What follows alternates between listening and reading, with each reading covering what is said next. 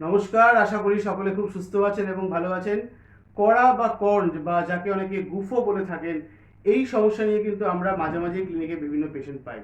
এবং তারা এসে যে কমপ্লেনটা বেশিরভাগ সময় করেন সেটি হলো যে ডাক্তারবাবু অনেকদিন ধরে এই কড়া বা কর্নের সমস্যায় সাফার করছি এবং খুব ব্যথা হচ্ছে। যখনই এই কড়ার যে অংশটা সেটি কোনো সারফেসের সংস্পর্শে আসছে তখনই তীব্র ব্যথা হচ্ছে। তাহলে চলুন আমরা জেনে নিই যে এই যে কড়া বা কর্ন এটি কেন হয়, মূলত কি ধরনের সিমটম থাকে এবং অবশ্যই হোমিওপ্যাথিতে এমন কি ওষুধ আছে যেটিকে ইউজ করে বা যেটিকে সেবন করে পেশেন্ট কিন্তু সম্পূর্ণরূপে সুস্থ হতে পারে। তো ফ্রেন্ডস, আমি ডক্টর সুদীপ ভট্টাচার্য এবং আপনারা দেখছেন হোমিওপ্যাথি ফর অল। চলুন তাহলে শুরু করা যাক।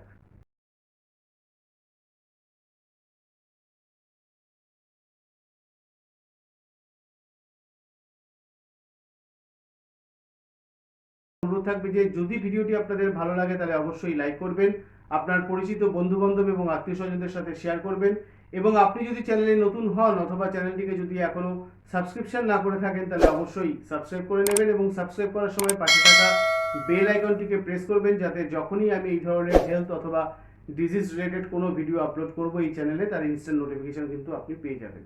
তাহলে এই যে কড়া বা কর্ন এটি কেন হয়? দেখুন, এই যে কড়া বা কর্ন এটি কিন্তু মূলত আমরা দেখি হাতের যে তালু এবং পায়ের যে পাতা বা পায়ের আঙ্গুল, তার যে আশেপাশে বা পায়ের যে পাতার সাইডে ইত্যাদি জায়গাতে কিন্তু কর্ন বা কড়া মূলত হয়। কেন হয় না, এই অংশগুলোর সাথে যদি এক্সটার্নাল কোনো সারফেসের রিপিটেডলি এবং দীর্ঘদিন ধরে যদি একটা ফ্রিকশন বা ঘর্ষণ বা রাবিং হতে থাকে তখন কি হয়, ওখানকার যে স্কিনের যে সেলগুলো রয়েছে সেই সেলগুলো ধীরে ধীরে তার ডেথ হয় এবং এই যে ডেড সেলগুলো সেগুলোই কিন্তু অ্যাকুমুলেট হয়ে শক্ত হয়ে এই কড়ার আকার ধারণ করে। তাহলে বুঝতে পারছেন যে মূল কারণটা হচ্ছে আমাদের স্কিনের সাথে এক্সটার্নাল কোনো সারফেসের রিপিটেড ঘর্ষণ বা ফ্রিকশন। তাই আমরা দেখি যে মূলত যারা ধরুন খুব ভারী কাজকর্ম করেন, বিশেষ করে হাতের করার ক্ষেত্রে ভারী কাজকর্ম করেন বা যারা ধরুন কোনো মিউজিক্যাল ইনস্ট্রুমেন্ট প্লে করেন, রিপিটেডলি স্কিনের একটা অংশের সাথে হাতের স্কিনের একটা অংশের সাথে ওই যে এক্সটার্নাল সারফেসটার একটা ফ্রিকশন বা ঘর্ষণ হয়েই চলেছে, তাদের ক্ষেত্রেই কিন্তু আমরা দেখেছি যে এই করা হয়। বা যারা ধরুন খুব ভারী কোনো ইনস্ট্রুমেন্ট নিয়ে কাজ করেন তাদের ক্ষেত্রেও আমরা দেখেছি এই হাতের বিভিন্ন অংশে এরকম করা তাদের তৈরি হয়েছে।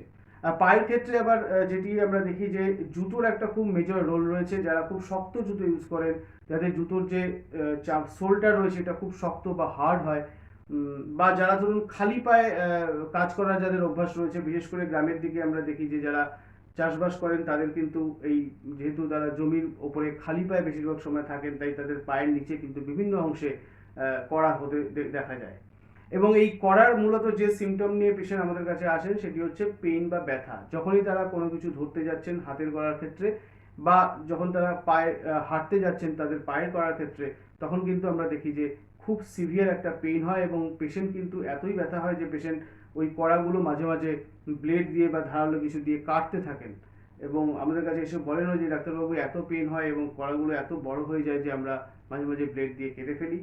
তবে আপনাদের কাছে আমার একান্তই অনুরোধ থাকবে যে এরকম যদি কড়ায় আপনারা সাফার করেন বা এই কর্ডে যদি সাফার করেন তাহলে দয়া করে এরকম ধারালো কিছু দিয়ে কাটবেন না, কারণ প্রচুর পেশেন্টকে আমরা দেখেছি যারা কিন্তু এই ধারালো কিছু দিয়ে কাটতে গিয়ে ওই কড়াগুলো ইনফেক্টেড হয়ে গেছে এবং তার থেকে কিন্তু অনেক কমপ্লিকেশনস তৈরি হতে পারে। তাই যদি এরকম কড়া বা কর্ডের সমস্যা আপনাদের হয় অবশ্যই আপনার নিকটবর্তী কোনো অভিজ্ঞ চিকিৎসকের পরামর্শ অবশ্যই নেবেন।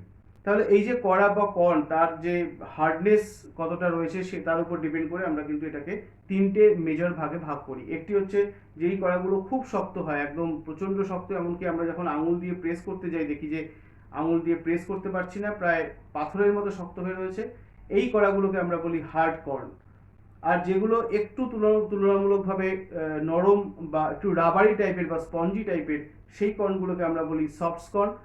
এবং আরেক ধরনের করা হয় যেগুলো খুব ছোট ছোট হয়, অর্থাৎ পায়ের বিভিন্ন অংশে বা হাতের বিভিন্ন অংশে ছোট ছোট করা হয়, সেগুলো শক্ত হয় কিন্তু তার আকারগুলো খুব ছোট ছোট হয়, সেগুলোকে আমরা বলি সিডস কর্ন। তাহলে চলুন এবার আমরা জেনে নিই যে হোমিওপ্যাথির চিকিৎসা কি রয়েছে যার দ্বারা আমরা এই কর্ন বা করার সমস্যাটাকে সম্পূর্ণরূপে সারিয়ে ফেলতে পারবো। এক্ষেত্রে আমরা দু ধরনের ওষুধ পেশেন্টকে দেই। একটি ওষুধ যেটি আমরা পেশেন্টদেরকে খেতে দেই এবং আরেকটি ওষুধ যেটি পেশেন্টদেরকে ওই করার অংশে লাগাতে দেই। এই দুটো ওষুধকেই যদি সাইমultaneously পেশেন্ট ইউজ করতে পারেন তাহলে আমরা দেখেছি যে খুব অল্প সময়ের মধ্যেই কিন্তু এই করার যে সমস্যা থেকে পেশেন্ট সম্পূর্ণরূপে মুক্তি পেতে পারে। প্রথমে আমরা আলোচনা করব যে কি ধরনের ওষুধ আমরা পেশেন্টদেরকে খাওয়ার জন্য প্রেসক্রাইব করি বা রেকমেন্ড করি। এক্ষেত্রে আমরা প্রথম যে ওষুধটির কথা বলবো সেই ওষুধটির নাম হলো অ্যান্টিম ক্রুড 200। এই ওষুধটি কোন ধরনের কড়ার ক্ষেত্রে খুব ভালো কাজ করে, যে ধরনের কড়াগুলো খুব শক্ত হয়। বিশেষ করে আমরা দেখেছি পায়ের তলার বিভিন্ন কড়া হয় যেগুলো কিন্তু প্রচণ্ড শক্ত হয়, একদম যেটাকে আমরা বললাম যে হার্ড কর্ন, এবং আঙুল দিয়ে যখন সেগুলোকে প্রেস করতে যাই দেখা যায় যে একদম প্রেস তো হচ্ছেই না এবং পাথরের মতন শক্ত হয়ে রয়েছে। এক্ষেত্রে এই অ্যান্টিম ক্রুড 200 ওষুধটি কিন্তু অসাধারণভাবে কাজ করে। কিভাবে খেতে হয় না, এই ওষুধটির 2 ফোঁটা 2 চামচ জলে মিশিয়ে আমরা প্রথম দিকে পেশেন্টকে সপ্তাহে 2বার করে অথবা 2 দিন অন্তর এইভাবে পেশেন্টদেরকে খাবার জন্য প্রেসক্রাইব করি। খুব বেশি রিপিটেশনের দরকার পড়ে না। মোটামুটি 1 মাস এভাবে খাবার পরে যদি দেখা যায় যে কড়াগুলো একটু নরম হয়েছে বা আকারে একটু ছোট হয়েছে, তখন এই একই ওষুধকে আমরা সপ্তাহে 1বার করে আরও মোটামুটি 1 মাস, তারপরে 15 দিনে 1বার, এইভাবে আরও মোটামুটি 1.5 মাস বা 2 মাস, অর্থাৎ মোটামুটি 4 থেকে 6 মাস পেশেন্টের কড়াটা কত দিনের পুরনো এবং কতগুলো রয়েছে, কতটা হার্ডনেস রয়েছে, কত বড় রয়েছে তার উপর ডিপেন্ড করে এইভাবে মোটামুটি 4 থেকে 6 মাস পেশেন্টকে যদি ওষুধটা খাওয়ানো যায় তাহলে আমরা দেখেছি ম্যাক্সিমাম ক্ষেত্রেই কিন্তু এই যে শক্ত যে কড়াগুলো বা হার্ড কর্নগুলো এগুলো কিন্তু সম্পূর্ণরূপে সেরে যায়। এরপরে যে ওষুধটির কথা বলবো সেই ওষুধটির নাম হলো থুজা অক্সিডেন্টালিস 200। এগুলো কিন্তু তুলনামূলকভাবে যেগুলো একটু সফট কর্ন, অর্থাৎ যেগুলো একটু রাবারি ধরনের বা স্পঞ্জি ধরনের, সেক্ষেত্রে খুব সুন্দরভাবে কাজ করে। কিভাবে খেতে হবে, এই ওষুধটি একইভাবে আমরা যেরকমভাবে অ্যান্টিমক্রু 200 বললাম, অর্থাৎ প্রথম দিকে আমরা সপ্তাহে 2বার করে বা 2 দিন অন্তর 1বার করে এইভাবে মোটামুটি 1 মাস, তারপরে 7 দিনে 1বার, তারপরে হয়তো 15 দিনে 1বার, এইভাবে মোটামুটি 4 থেকে 6 মাস পেশেন্টকে যদি ওষুধটি ঠিকমতো খাওয়ানো যায় তাহলে আমরা দেখেছি এই যে সফট স্কর্নগুলো এগুলো কিন্তু সুন্দরভাবে সেরে যায়। এরপরে যে ওষুধটির কথা বলবো সেটি কিন্তু এই যে কড়ার যদি খুব তীব্র ব্যথা থাকে, এবং বেশিরভাগ পেশেন্টই কিন্তু এই কমপ্লেন নিয়ে আসে যে ডাক্তারবাবু পা ফেলতেই পারছি না বা হাতে কিছু ধরতে পারছি না। যখনই স্কিন আমাদের ওই এক্সটার্নাল সারফেসের টাচে আসছে তখন সিভিয়ার একটা পেন হচ্ছে। এক্ষেত্রে আমরা এই সিমটম ওয়াইজ যেরকম অ্যান্টিমক্রু 200 বা ধরুন থুজা 200 এগুলো তো দেওয়া হয়, এর সাথে যে ওষুধটি আমরা অ্যাডিশনালি দিই সেই ওষুধটির নাম হলো হাইপেরিকাম 200।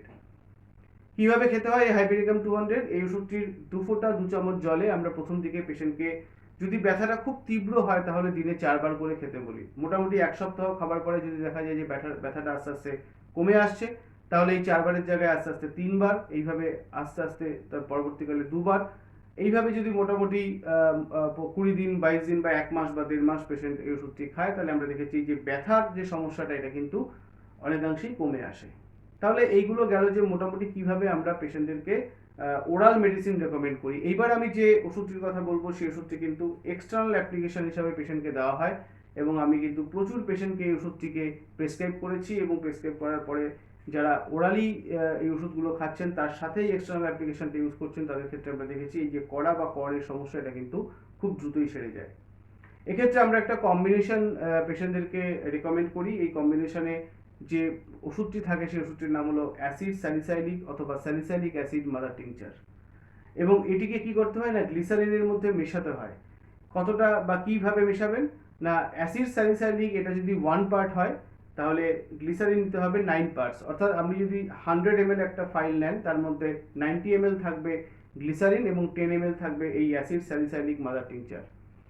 এইটাকে খুব ভালো করে আপনাকে মিশিয়ে নিতে হবে, এবং প্রতিবারই যখন আপনি এটাকে অ্যাপ্লাই করবেন এক্সটার্নালি তখনই খুব ভালো করে একবার করে শেক করে নেবেন। কিভাবে অ্যাপ্লাই করবেন, আমরা পেশেন্টকে কিন্তু মোটামুটি দিনে 2বার করে এই এক্সটার্নাল অ্যাপ্লিকেশনটা ইউজ করার পরামর্শ দিই। যদি খুব কর্মব্যস্ততার কারণে অনেকে 2বার করে ইউজ করতে পারেন না তাহলে রাত্রে শোবার আগে একবার অবশ্যই ইউজ করবেন, এবং যখনই আপনারা এটাকে ইউজ করবেন তার আগে পাটিকে ভালো করে গরম জলে ধুয়ে ড্রাই করে একটা পরিষ্কার কাপড়ের মধ্যে, সিল্কের কাপড় হলে খুব ভালো হয়, ওই লোশনটা অল্প পরিমাণে নিয়ে যেখানে যেখানে আপনার করা হয়েছে সেখানে একটু ঘষে ঘষে সময় নিয়ে, অর্থাৎ 5 মিনিট 7 মিনিট বা 10 মিনিট সময় নিয়ে ঘষে ঘষে ওটাকে লাগাতে হবে। তাহলে এই যে খাওয়ার ওষুধ এবং সঙ্গে এক্সটার্নাল অ্যাপ্লিকেশন হিসাবে এই অ্যাসিড স্যালিসাইলিক এবং গ্লিসারিনের কম্বিনেশন, এটাকে যদি ঠিকভাবে কেউ ইউজ করতে পারে তাহলে কিন্তু আমরা দেখেছি ম্যাক্সিমাম ক্ষেত্রে এই করার সমস্যা খুব শীঘ্রই আরোগ্যের পথে অগ্রসর হয়। তবে এক্ষেত্রে একটা সাজেশন যেটি আমি প্রত্যেক পেশেন্টকেই দিই সেটাও আরেকবার আপনাদের বলে দিই যে যাদেরই করার সমস্যা হবে তাদের কিন্তু যে কারণে করাটা হয়েছে সেই কারণটাকে অবশ্যই এক্সক্লুড করতে হবে। অর্থাৎ যাদের হাতের করা হয়েছে তারা যদি কোনো ভারী কাজ করে থাকেন সেক্ষেত্রে সেই কাজটাকে আপনাকে অ্যাভয়েড করতে হবে। যদি একান্ত অ্যাভয়েড করতে না পারেন তাহলে অবশ্যই কোনো নরম গ্লাভস ইউজ করবেন, যাতে ওই শক্ত সারফেসটা সরাসরি আপনার স্কিনের সংস্পর্শে না আসতে পারে। পায়ের ক্ষেত্রেও একই রকম জিনিস প্রযোজ্য। যারা ধরুন খুব শক্ত সোলের জুতো ইউজ করছেন, তাদের সোলটা নরম সোলের কোনো জুতো পরতে হবে। এবং বাড়িতেও কিন্তু খালি পায়ে থাকবেন না, বাড়িতে থাকাকালীনও একটা কোনো নরম সোলওয়ালা কোনো স্লিপার বা চটি ইত্যাদি ইউজ করবেন।